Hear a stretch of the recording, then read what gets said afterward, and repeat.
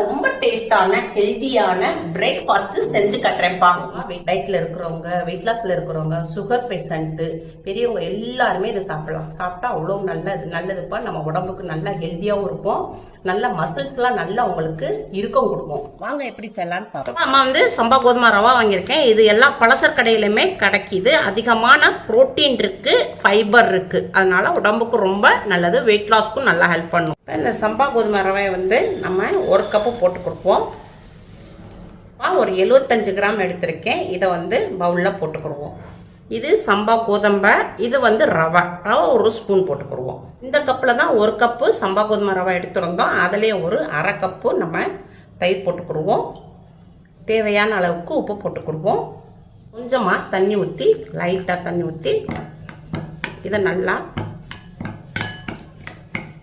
1/4 cup நம்ம தண்ணி ஊற்றி இதை வந்து ஒரு அரை மணி நேரத்துக்கு ஊற வச்சுருவோம். நல்லா ஊறி நல்லா சாஃப்ட் ஆயிரும். மூடி போட்டு ஒரு அரை மணி நேரத்துக்கு ஊற வச்சுருவோம். இப்போ கேஸ் ஆன் பண்ணியிருக்கேன். ஒரு கடாய் வச்சுருக்கேன். கடாயில் கொஞ்சம் ஒரு 1/4 டீஸ்பூனு எண்ணெய் விட்டுக்குருவோம். ஒரு 1/4 டீஸ்பூனு சீரகம் போட்டுக்குருவோம். கொஞ்சமாக இஞ்சி வந்து இதில் துருவி போட்டுக்குருவோம்.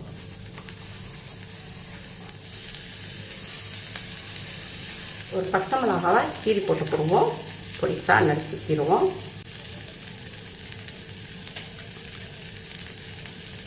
ஒரு மீடியமான வெங்காயம் பொடிசாக நறுக்கியிருக்கு. இதை இதில் போட்டுக்குருவோம். கொஞ்சம் வதக்கி விட்டுக்குருவோம். ஒரு மீடியமான கேரட்டு பொடியாக நறுக்கியிருக்கேன். இதை இதில் போட்டுக்குருவோம். வதக்கிடுவோம். ஒரு மீடியமான குடமிளகாப்பா, இதையும் இதில் போட்டுக்குருவோம். குடமிளகாவில் வந்து நல்லா நம்ம உடம்புல உள்ள வெயிட்டை குறைக்கக்கூடியது. அதனால் குடமிளகா போட்டுக்குருவோம். இப்போ நம்ம காய்க்கு தகுந்த உப்பு போட்டுக்குருவோம். இப்போ நம்ம கொஞ்சம் உப்பு போட்டுக்கோம்ப்பா. உப்பு போட்டுறதை எல்லாத்தையும் நல்லா மிக்ஸ் பண்ணிக்கிறோம். இப்போப்பா ரொம்ப வந்து கேரட்டையும் குடமிளகாவையும் வேக விடக்கூடாது. ஒரு நிமிஷத்துக்கு மட்டும் நம்ம குடமிளகாவும் இதையும் வேக விட்டால் போதும். இப்போ வந்து நம்ம கேஸை ஆஃப் பண்ணிடுவோம். இது கொஞ்சம் ஆறட்டும். தோசை தவா வச்சுருக்கேன். தோசை தவா கொஞ்சம் சூடாகட்டும். தோசை தவா கொஞ்சம் சூடாயிடுச்சு. இப்போ அம்மா வந்துப்பா வாழை இலை வாங்கியிருக்கேன். வாழை இலை வாங்கியிருக்கேன். நல்லா கழுவிட்டேன். இதை வந்து நம்ம இந்த தோசை தவாவில் கொஞ்சம் இதை வந்து லைட்டாக இதை கொஞ்சம் ஹீட்டில் வச்சுக்கிடுவோம். இப்போ நம்ம செய்கிற டிஷ் வந்துப்பா இந்த வாழை இலையில தான் நம்ம செய்ய போகிறோம். அதனால் நம்மளுக்கு இந்த வாழை இலை வந்து ஸ்டிஃபாக இல்லாமல் லேசாயிடும். இப்போ நம்ம அரை மணி நேரம் சம்பா கோதுமை ரவையை ஊற வச்சுருந்தோம். இப்போ நம்ம நல்லா மாவு நல்லா ஊறிடுச்சு. இப்போ ஓப்பன் பண்ணிக்கிறோம். தண்ணி ஃபுல்லாக நல்லா இழுத்துருச்சுப்பா. கோதுமை வந்து நல்லா காஞ்ச கோதுமை, அதனால் தண்ணி ஃபுல்லாக நல்லா உறிஞ்சிருச்சு. நல்லா சாஃப்ட் ஆயிடுச்சு. இப்போ நம்ம லைட்டாக வதக்கி வச்ச இந்த இதை இதில் போட்டுக்குருவோம். இப்போ நம்ம கொஞ்சம் மல்லி இலையை பொடிசாக நறுக்கி போட்டுக்குருவோம். இதை நல்லா மிக்ஸ் பண்ணிக்கிடுவோம்.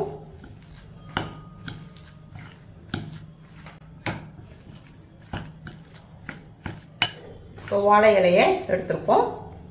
இப்போ வாழை இலை வந்து நம்ம தோசைக்கல்ல லைட்டாக ஹீட் பண்ணிக்கிட்டோம். நல்லா சாஃப்டாக இருக்குது பாருங்கள், வெறப்பாக இல்லாமல். அதுக்கு மேலே ஒரு வாழை இலையை வச்சுக்கோங்க நல்லா. இப்போ அம்மா வந்து இப்போ கோதுமை ரவாவுடைய இதை வந்து இதில் வச்சுருவோம். வாழை இலையில் வச்சு நம்ம சாப்பிடும் போது நம்ம வாழை இலையுடைய சத்து ஃபுல்லாக நமக்கு கிடைக்கும். வாழை இலையில் நம்மளுக்கு அதிகமான சத்து இருக்குது. இப்போப்பா இதை வந்து ஃபுல்லாக கொண்டுட்டு வந்துடுவோம். இதை வந்து மடிச்சு விட்டுக்குருவோம். நல்லா பொட்டம் போடுற மாதிரி வச்சுக்கிடுவோம்.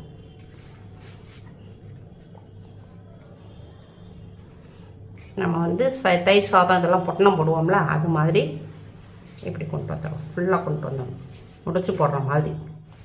இந்த மாதிரி நம்ம போட்டுக்குருவோம்ப்பா. இந்த மாதிரி எல்லாத்தையும் எதுவும் கேப் இருக்கக்கூடாது. கேப் இல்லாமல் நம்ம இதை இப்படி பொட்டணம் போட்டுக்கிட்டோம். இப்போ இந்த வாழை நார் இருக்குப்பா, வாழை நாரை வச்சு கட்டி விட்டுக்குருவோம். வாழை இலை வாங்காம தான் நம்மளுக்கு வாழை நார் தருவாங்க இல்லையா, அதை வச்சு நம்ம கட்டிக்கிறோம்.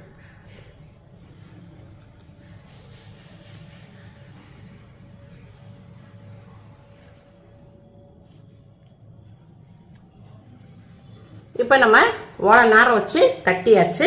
இப்போ வந்து நம்ம கேஸ் பக்கம் போயிடுவோம். இப்போ கடாய் வச்சிருக்கேன். கடாய் கொஞ்சம் சூடாயிடுச்சு. நம்ம தண்ணி ஊற்றிக்கிறோம். இதில் கொஞ்சம் தண்ணி ஊற்றிருக்கோம். இப்போ இது தண்ணி நல்லா கொதிக்கட்டும்.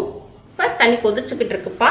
நம்ம வாழை இலையில் கட்டி வச்சுருந்ததை இதில் இறக்கிக்கிடுவோம். இப்போ நம்மளுக்கு வந்து கோதுமை ரவா வந்து வேகணும். அதனால் நம்ம ஒரு மூடி போட்டு ஒரு 10 நிமிஷத்துக்கு நல்லா வேக விடுவோம். 10 நிமிஷம் வேகட்டும். இப்போ நல்லா ஒரு 10 நிமிஷம் நல்லா வேக விட்டாச்சு. நல்லா வெந்துருச்சு. இப்போ ஓப்பன் பண்ணுவோம். தண்ணி லைட்டாக இருக்குப்பா. இப்போ வெந்துருச்சா நம்ம வந்து பார்க்குறதுக்கு இந்த குச்சி வச்சுக்கிறோம்ப்பா. குச்சி வச்சு நம்ம பாருங்க நல்லா வெந்துருச்சு. ஒரு பிட்டு மாவு ஒட்டலை. இப்போ இதை எடுத்து பிளேட்டில் மாற்றிக்கிடுவோம். ஆறட்டும். ஆறினோடனே ஓப்பன் பண்ணி காட்டுறேன். இப்போப்பா ஆறிடுச்சு. இதை ஓப்பன் பண்ணிடுவோம்.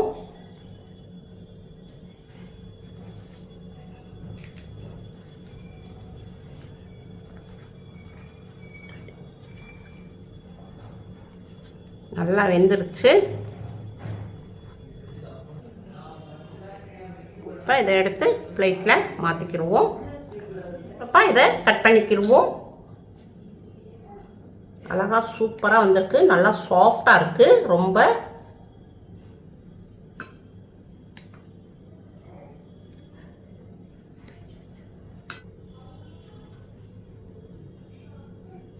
எவ்வளோ சாஃப்டாக இருக்குன்னு பாருங்கள்.